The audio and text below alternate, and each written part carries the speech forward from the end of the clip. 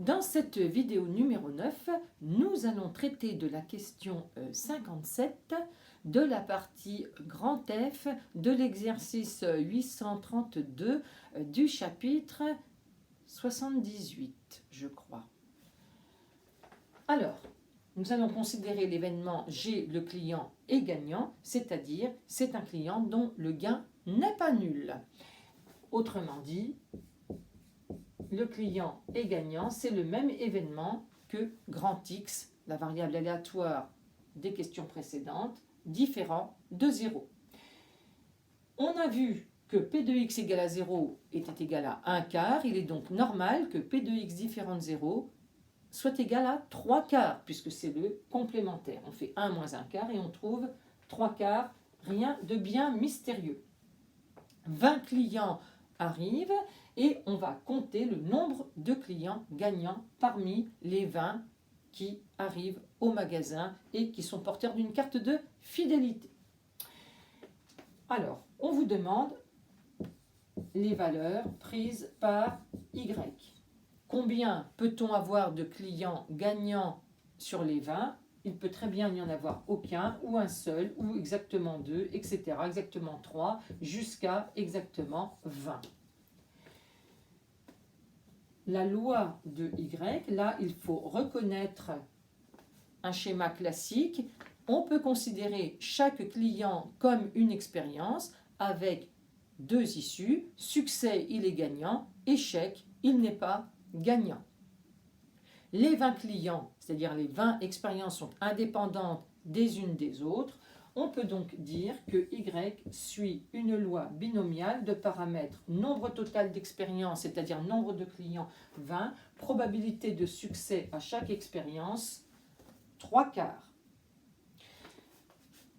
On a donc P de Y est égal à K pour K appartenant à Y de oméga égale à C20K, c'est-à-dire K parmi 20, les K clients qui seront gagnants, fois 3 quarts puissance K, fois 1 moins 3 quarts, c'est-à-dire 1 quart à la puissance 20 moins K.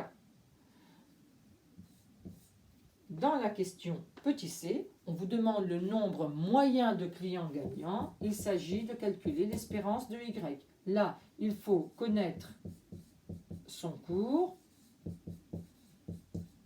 Et on trouve assez facilement, en simplifiant le 20 par 4, on trouve 5. 5 fois 3, ça fera en moyenne 15 clients gagnants.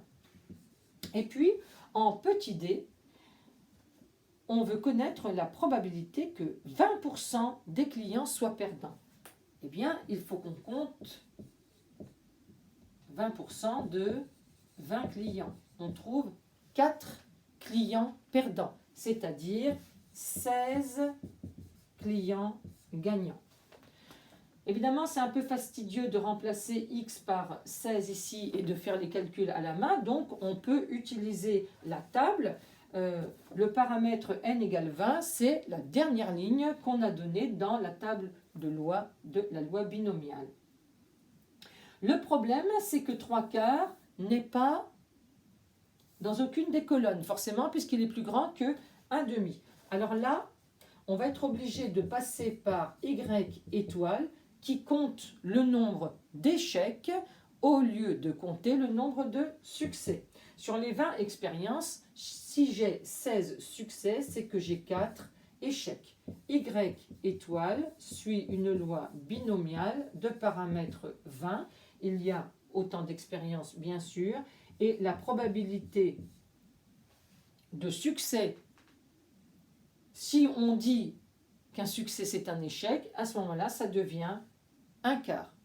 Pour plus de précision, vous pouvez regarder sur le document que j'ai déposé en ligne, qui est la correction de l'exercice 10. Et alors, à ce moment-là, en lisant la table, je prends n est égal à 20, paramètre égale 1 quart, et je prends la valeur pour 4 et j'obtiens 0,1897. Voilà. À bientôt pour la suite de l'exercice 13.